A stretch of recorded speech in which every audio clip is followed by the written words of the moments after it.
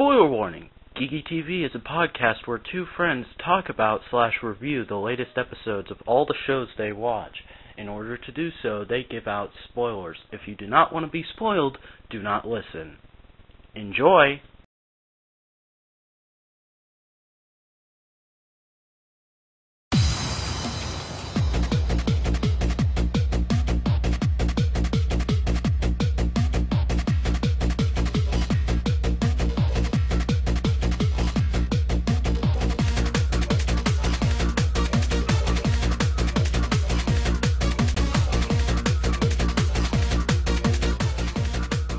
Welcome to Geeky TV. I am your host, the Vacuuminator, and I am, of course, joined by Cally, Carrie, Shoka. Hello there!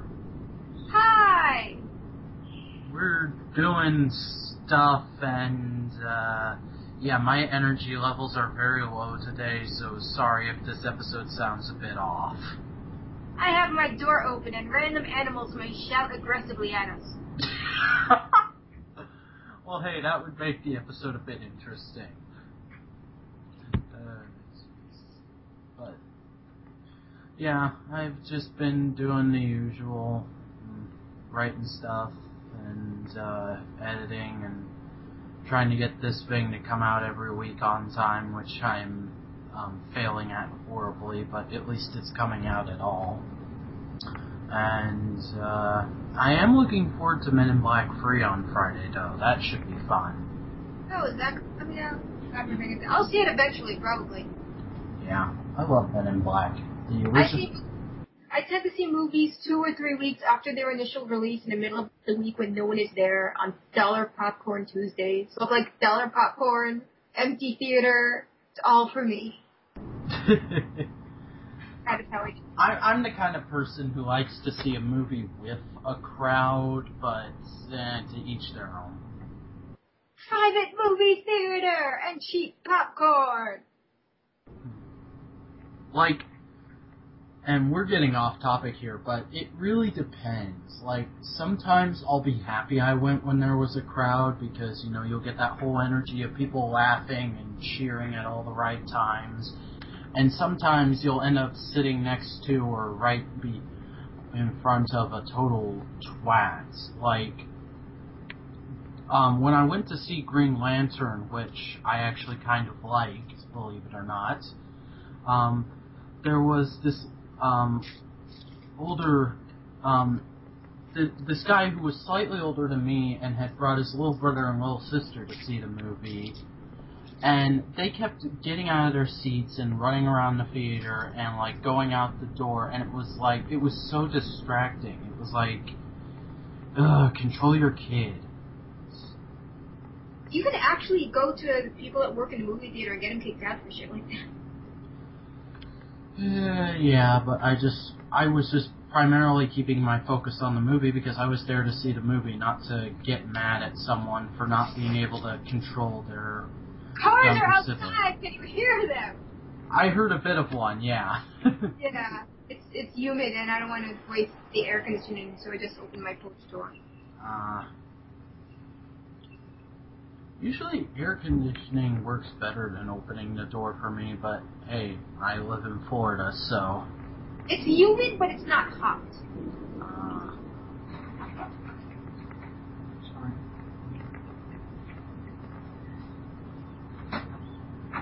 The only movie that I've seen at opening weekend was The Avengers recently. Yeah, The Avengers... And I sat next to my mother, who insisted on playing Angry Birds on her phone throughout the previews. Okay. Which was extraordinarily distracting. I actually like previews, or at least like a few of them, like mini movies to me. And my mom was just like, the movie hasn't started yet, I can play Angry Birds. I'm like, shut the damn phone off. Your mom is so silly. Seriously, like, half the time your Twitter account is just, let's tell silly stories about my mom. Yeah. She does my parents are just very silly overall. You never talked about your... What? Look, my parents aren't intentionally silly. I know. I I was just about to point out, though, it's weird that, like, you talk about your mom all the time, but I almost never hear about your dad. I'm like, okay.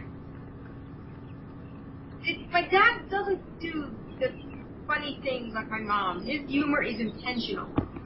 My mom is just weird. Why are we talking about this? I don't know. Parents. I don't know. I guess I'm just procrastinating on the show. On to the news. Nobody cares. Well, somebody will care. Three people want to see a show called Bill Cosby Explains Comic Continuity. Somebody will find this discussion interesting. Let's move on. Yeah. The news. First up in the news this week is Toonami to return to the TV this Saturday. Toonami is back, bitches! Oh, jeez. I think for the first time in a long time, I'm actually going to make an effort to watch Toonami, because it's never really been something I cared about until recently when I found out so many people liked it, and I've actually been kind of getting into anime recently. Daily Show with competition!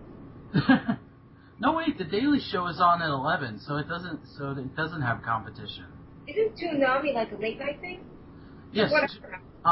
We actually have the lineup here. It's included with the story. Toonami starts at 12.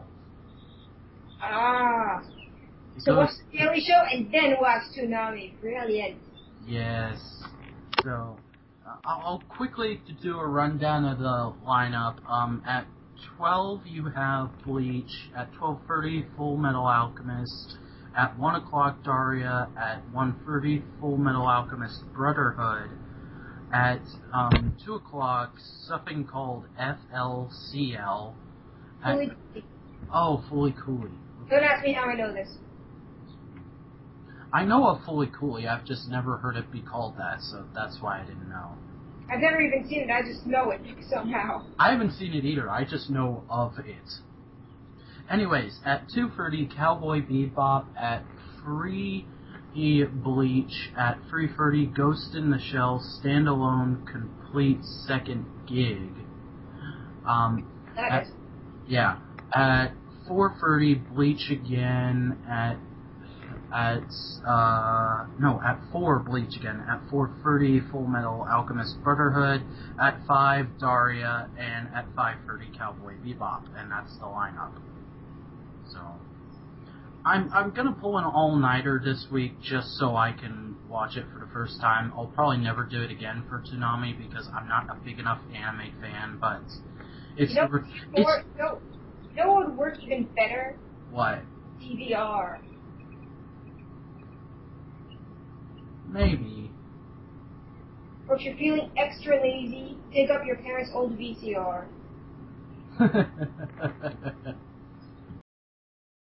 DVR it and watch it live just for the hell of it. I don't know why. I'm just weird that way. But also, they actually still sell blank VCR tapes. I know, right? That's so weird. Like, you walk I saw someone actually buying them the other day. I was like, I just stared at them for like 20 minutes going, what are you doing? I walked into a Walgreens the other day and saw those because there's a Walgreens right at the end of my road. And we get them, like, when we run out of milk, we go there. And so I walk into Walgreens, and I happen to catch the VCR tapes out of my eye, and I'm out of the corner of my eye, and I'm like, what? Because I haven't bought one of those things in 5 years. It's crazy. Someone was online behind me in the Kmart that we had here before it closed down, and they were actually buying like 3 stacks of blank VCR tapes. I just stared at them, and they stared back, and they said, well, my wife wanted to record something, and we don't have a DVR. If you don't have a DVR, and you have the money to get a DVR, and you just need... Well, with an elderly man in his, like, 60s, I think. I'm just saying, if you have the money to get a DVR, and you're still buying VCR tapes to record with, you have something wrong in the head. Some people like having a physical copy of the stuff they record, but then get a DVD recorder too. I don't know. Well, Yeah, there is the whole thing now where, like, most of our pictures are just ones and zeros. Binary. Sorry, pictures, Charlie. Anyways, the next news story is, a while back it was leaked that Saban Brands had asked the company that makes Super Sentai over in Japan to reshoot the opening scene from Gokaiger, which is the latest, besides Go Busters, is the latest Super Sentai over there, which is basically Japanese Power Rangers, although Power Rangers is really Japanese Super Sentai. It's all very confusing. It was leaked that Saban Brands had asked that company to reshoot the Great War scene with only Rangers that had shown up in American series. And so everyone's been speculating that they were going to do Gokaiger as the next series because in 2013 it will be the 20th anniversary of Power Rangers, and Gokaiger is an anniversary series.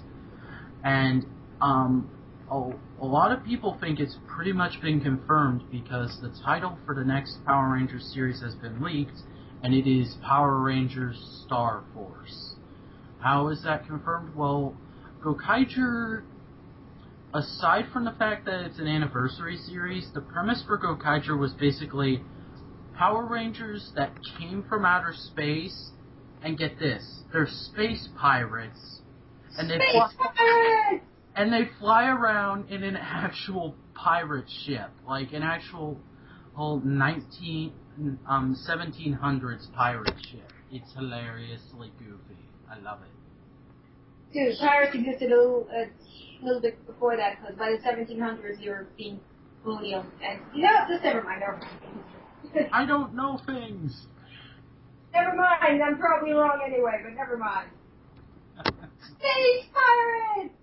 But yeah, I'm looking forward to that. That should be a fun season, and I'm sure a lot of the fandom is getting hyped up for next year's season because I recently found out that a lot of people don't like Samurai for some reason, and that kind of upsets me because I think Samurai is a fun show. It's not incredible, but it's a good show. A lot of the older fans are just stuck up, in my opinion, but Space pirates. Have you just been saying Space Pirates this whole time? Yes. I don't know what show you're even talking about, really. I just like them Space Pirates. I don't watch Power Rangers. You should. You'd love it. I do not have room in my head for another fandom. Oh, jeez. And the crossovers in my head alone are already bizarre. And the last thing we have in the news this week is the CW showed off the first clip from Arrow, which is pretty much being called the trailer, but it's really just a clip with the word Arrow at the end in a cool font. And it looks interesting. I have to say, it doesn't... It doesn't look terrible like the Wonder Woman pilot was. Like, there's no sign of that. But I'm also still being very skeptical because it looks like they're going for a very edgy sort of tone. And are the birds too annoying? No, I can barely hear them. They're angry. They're angry birds. But, yeah. CW doesn't really strike me as a network that could do an edgy show very well, but I'm still going to at least give the first episode a shot. So, yeah, clip looks interesting. Go watch it for yourself. Link in the description. Anyways, on to the new shows. Tron Uprising. First up in the news shows this week, we have Tron Uprising, Season 1, Episode 0, Beck's Beginnings. Quick little... Episode 0 makes sense. Well, it's episode 0 because it's an online-only episode. Like, so they, Tron Uprising doesn't actually come out until next month. So this episode was put out early, and so far people aren't sure whether it's actually an online-only episode or if it's if they just put out the first episode early like they did with The Legend of Korra, but the wiki says it's an online-only episode, so that's what I'm saying here. But yeah, I'm a very big fan of Tron, so I've been having my eye on this series since the first trailer came out, and now it's finally here, and I get to talk about it in all of its glory. And I have to say, it was a lot better than I thought it was going to be. Ever since I saw the early trailers, I really wasn't too excited for it because, in my opinion, the animation is butt ugly. But I can get past the animation because it's such an interesting story, at least this first episode. Basically, this takes place during the period where Clue was still in securing his control of the grid and reaching out to other cities that weren't just the main city on the grid. And this takes place in one of those cities, and a general, one of Clue's generals, and a bunch of his evil forces have shown up and basically enslaved the population. And this one guy, his best friend, stood up and tried to stop the guards from doing evil things. I forget what actually happened in the episode that got him killed, but yeah, he gets killed. Spoiler warning. And it sort of inspires him that, hey, I need to stand up for myself. I need to inspire the people of my city.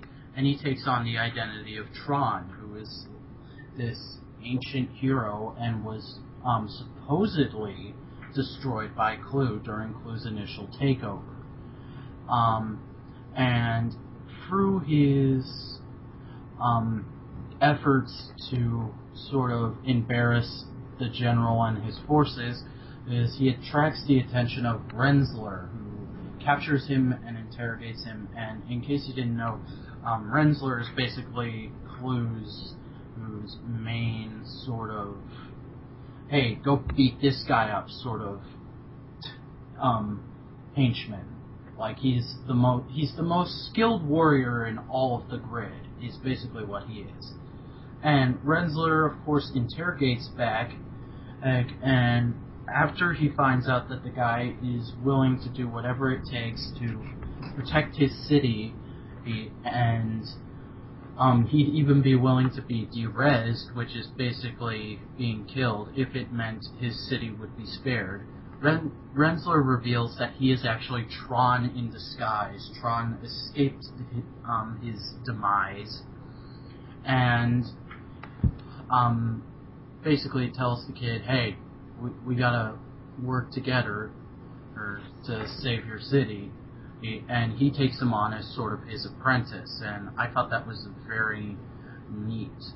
My only real nitpick with this episode is sort of the main thing, because initially Beck had doubts about wanting to be Tron after Tron revealed that he was still alive, but when some of his friends got taken to the games, he stopped the transport that was taking them and basically freed them. I have a problem with that. Basically, all these programs know how to do is their job, so his friends are just going to go back to where they work, which is the mechanic shop, and they're just going to get taken again. So, unless in the next episode we see they're in hiding or something, I'm going to kind of be like, plot hole. But overall, this episode was pretty good. Wouldn't the fact that there's a rebellion at all kind of indicate that the programs are evolving past their primary functions? I guess so. Good point. See, Tron is weird in that aspect because they say everyone's a program and that they're all programmed to do a specific job, but then, like, later on, a program will come back and display higher intelligence. Like, I had a huge problem where, I forget her name, but, The fact that one of the programs is trying to take over random cities on the grid is kind of a sign that things are not going according to plan. yeah. In Tron Legacy, and this is a key point of this weird sort of continuity glitch, there's this one program who first meets Sam when he's taken to the games, and she gives him his sort of grid world suit and his disc and everything, and and in that scene she's very just doing her job and not really paying attention to Sam at all, and the only answer she gives him when he says, "What am I supposed to do now?" is survive. And then you see her later on the streets of Tron, and she takes him to this club where this guy who owns the club can help him, and it's like, but she was just programmed to do that one specific job, and why would she even have off time? And the fact that there is a club at all kind of indicates that there's a certain level of intelligence that doesn't really follow the specific program set thing going on. Yeah, Tron. You have a job doesn't necessarily mean it's the only thing you are. By what you're telling me here, it seems like the programs are more evolved than mere simply programs, which is why shit is going to hit the fan, apparently. Yeah.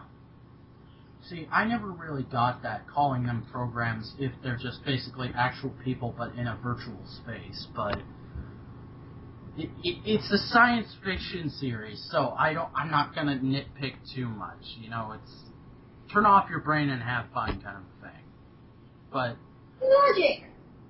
Overall, I did enjoy this episode. I'm a lot more excited for the series overall than I ever have been, and I don't know if it's still up, but this episode can be found on Disney XD's YouTube page, and I would definitely say go check it out if you like Tron or if you're a fan of cartoons in general, because this is a very good series so far.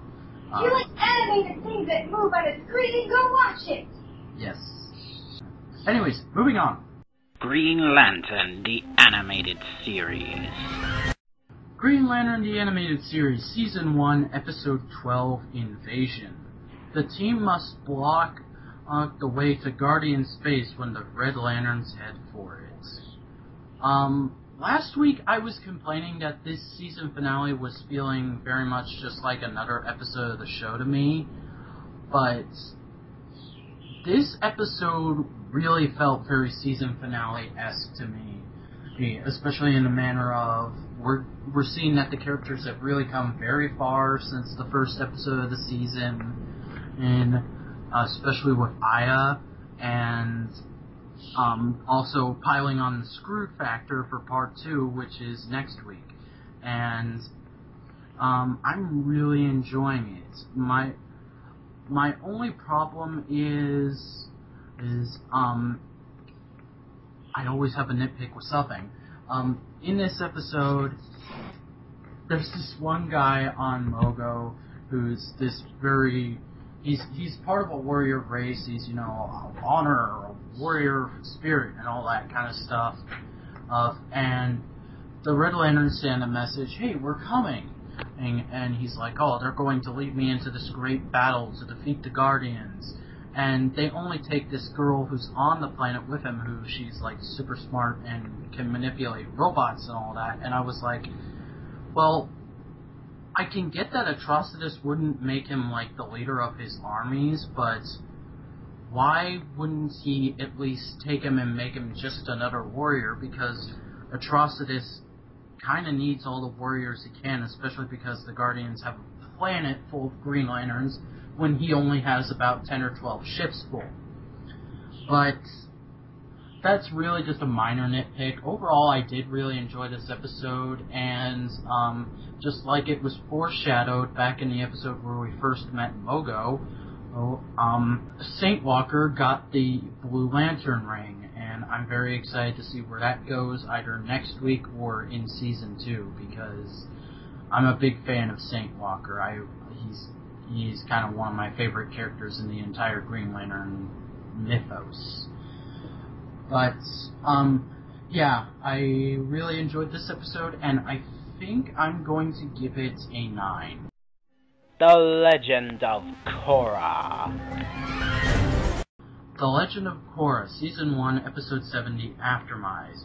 Tensions arise when Korra begins to suspect that an ally is a double agent for the Equalists. And it's the aftermath, actually. I said the Aftermath. Okay. I know what I said. Anyways, this episode was good, but there wasn't anything really spectacular about it. Up until now, I've always had glowing praise with The Legend of Korra. It's always been like either this episode had epic fight scenes and the animation was beautiful, or this episode had such good character moments, or this episode had this incredibly funny moment. And this week, the episode was just good. I can't say anything was spectacular about it. I was interesting to see some more character development for Asami, what with this episode basically being her finding out her dad is a double agent for the Equalists. As I already said, spoilers before, so don't get on to me. We basically find out that she's not just this prissy, rich girl. She's actually a very nice person, and even Korra kind of warms up to her at first, and I like that because the whole season is every time Korra and Asami were in the same room together, she was just like making faces like, yeah, you're dating the guy I like, yeah. And I understand that always bugged me because it's like, you haven't even tried to get to know her. She could be a very nice person, and we find out in this episode that she is. So I like that. And yeah. I don't know. It was a good episode. Nothing too special about it. I think I'm going to give it a 4. Reoccurring shows. Young Justice. Young Justice, Season 2, Invasion, Episode 4, Salvage. While Superboy and Blue Beetle begin to battle Intergang, Nightwing and others reach out to a former comrade. This made up for all my frustration with the 5-year gap for Young Justice this season. Basically, everything I've been wanting to see come to fruition happened in this episode. We got to see Roy basically being a crazy hobo, trying to find out where the real Roy Harper is, and everyone's like, you've lost it. You need to have like rehab or something, dude, because he basically looks like a drug addict living on the street in this episode. Although he surprisingly still has a very good musculature. We also find out Rats on the streets. You get muscles doing it. We also got to see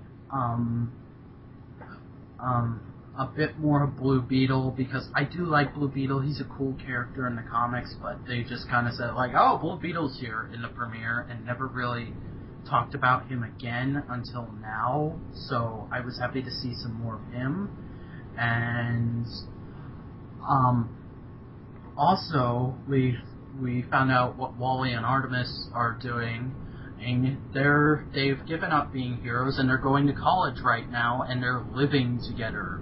I don't know if they're married. I'm pretty sure that wasn't said at all during the episode. But I'm sorry? If they're going to college, I doubt it. But they're definitely still together. Very few college students can afford marriage.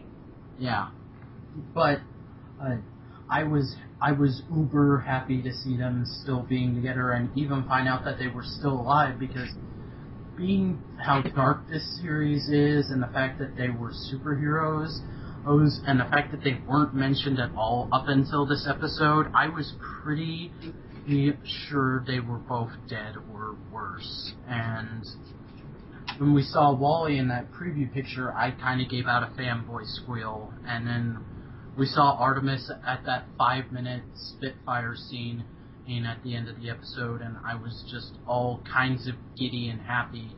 And to top it all off, after that, we had a scene where Roy gets back to his apartment, which looks trashed as hell, by the way.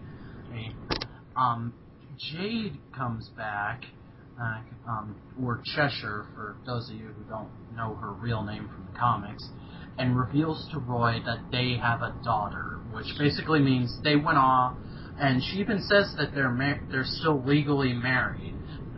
Basically, sometime in the 5 years, they both went off and got married, and did a lot of screwing. And I was very happy for that, because I really wanted Leanne Harper to show up in the show as soon as we saw Cheshire, and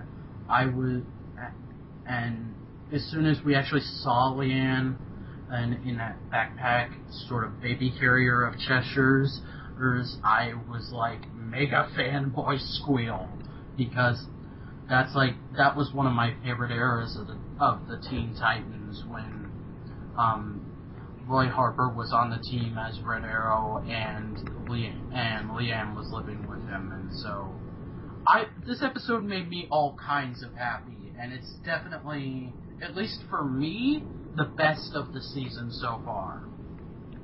So I'm going to give it's not the best of the series, but it is the best of this season, and it's very close to being the best of the series for me. I'm going to give it a 9.5.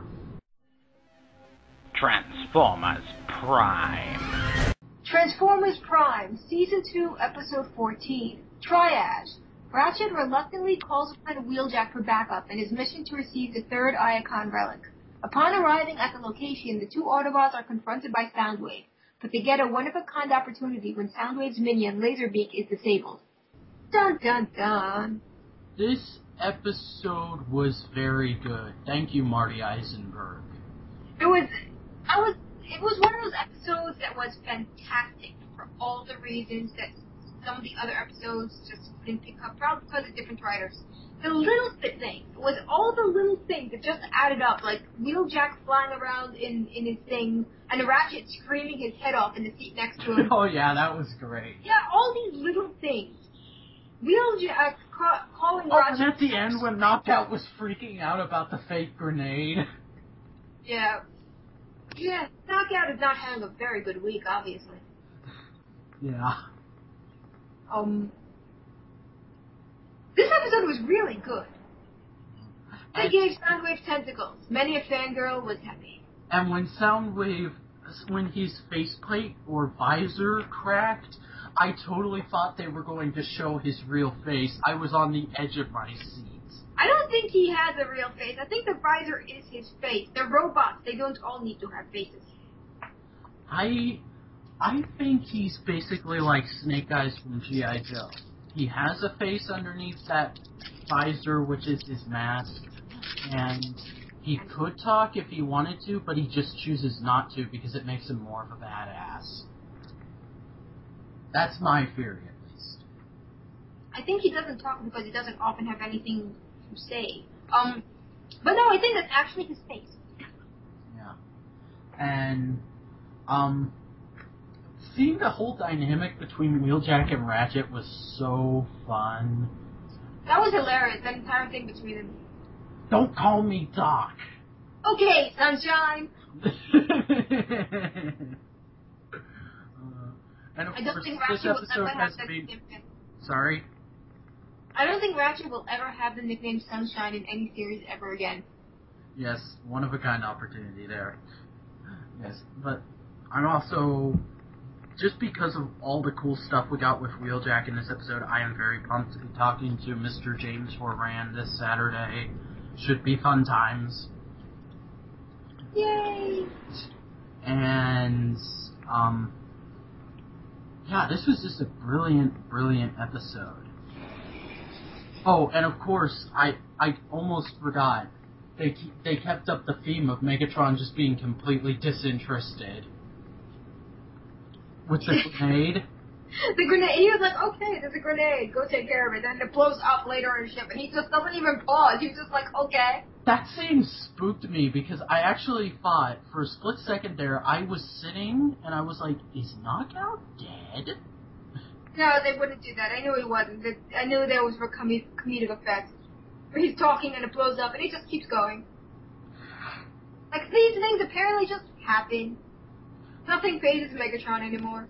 Oh, grenade, that's cool. That's all this Megatron is. He's, like, totally stoic and just, I'm a badass and I'm not afraid to show it. I love this Megatron. This whole show is just great with its characters.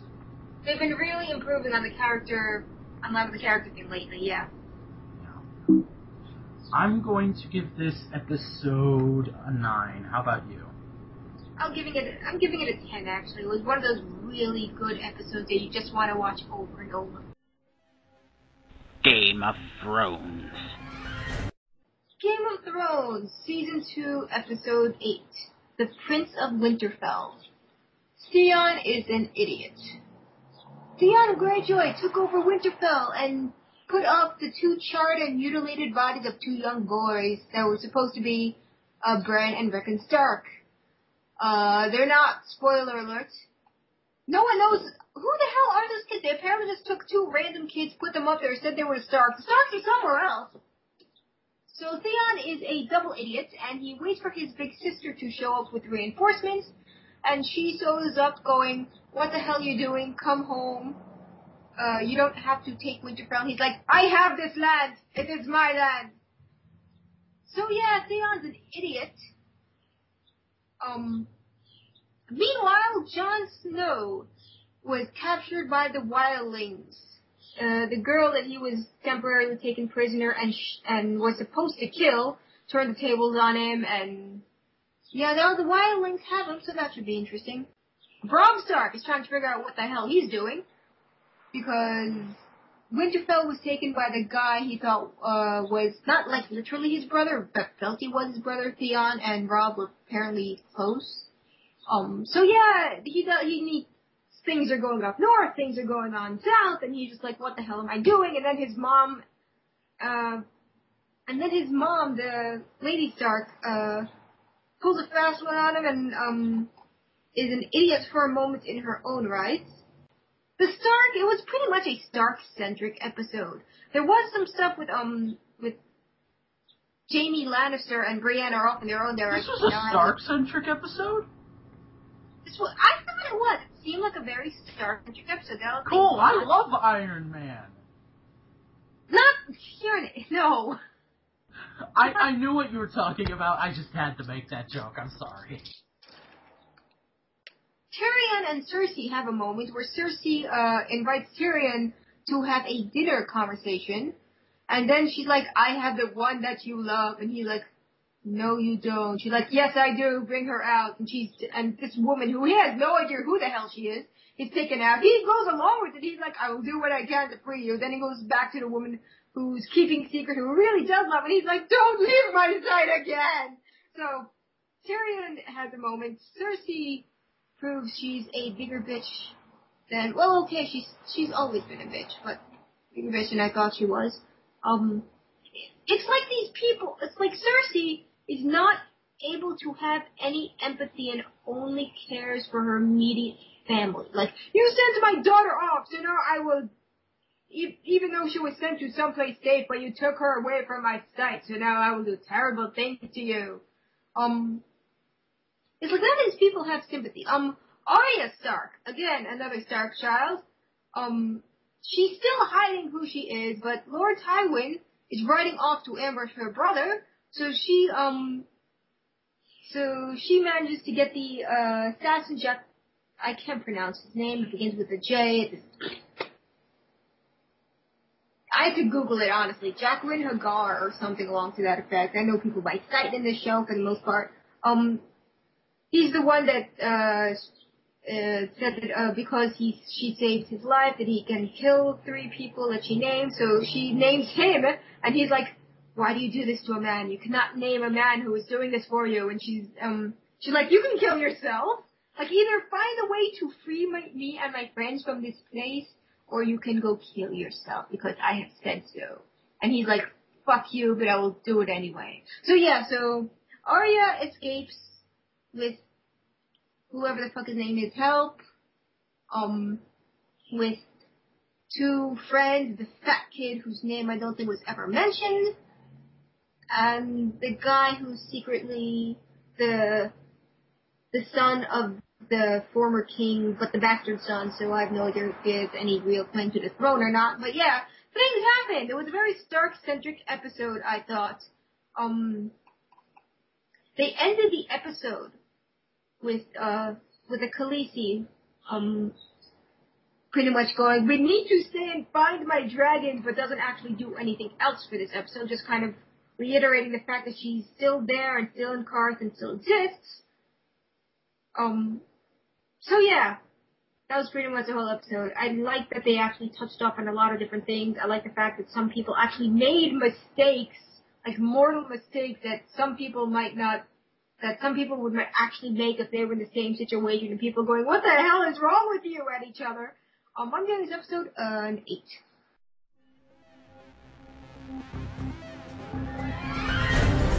And we're back on Geeky TV, and this has been a pretty good week for TV. Some very good episodes and some just okay episodes and some awesome news. So, I have nothing really to complain about too terribly much. I enjoyed this week. It was fun. But yeah, I think that's pretty much it. Don't forget to look out for the James Horan interview sometime next week, guys. May take me a bit to get done, may not. I'll see how long the interview actually ends up being. But yeah, don't forget you can check out our unofficial official site, thevacuumnetwork.tumblr.com, to watch every episode of Geeky TV and our other video series. You can subscribe to us here on YouTube to get every episode of Geeky TV as it comes out. That's youtube.com/user/thevacuumnetwork. You can subscribe to me on YouTube. I'm The Vacuuminator. Cally is Cally Carey Shoka. Our Twitters are at The Vacuuminanet, at Vacuuminator, and at Cally Carey Shoka. Callie, you want to plug your Etsy shop or your DA or anything like that real quick? I have the same name everywhere. Cally Carey Shoka Etsy, at Cally Carey Shoka DeviantArt. My shop is full of random Puggle Former pendants right now that I've sold. I've sold a few, but it's okay. I'm kind of making them for the fun of it in between. Puggle Formers for the win! Yeah, I might have a shop fill sometime next week. Depends what happens. I might have one on eBay sometime, a Puggle Former on eBay sometime soon. I'm not sure which one yet, and I'm not sure when. Follow me on Twitter, and you will know these things, but you will also hear me ramble about random silly things and bite people's ankles. Do not ask, it just happens. I get bored, okay? So yes, but if you follow me on Twitter, you will never hear anything political or controversial or anything. There's only... No TF Prime spoilers, too. Yes, I never spoil. I just go, "That was a great episode," and that was the extent of my spoilers. What the hell? What the fuck? What was that? I think that was a pop-up ad. I was on that page for like 10 minutes. I have no idea where the hell it came from. Yeah, but... I literally had that page open for like 20 minutes. I don't know why it just suddenly decided to pop on. But, anyways, I think that's pretty much going to do it for us this time. So, until next time, I'm Vac. I'm Cally. Follow me on Twitter, Calico Sugar. We already did that, but okay. And bye. Bye.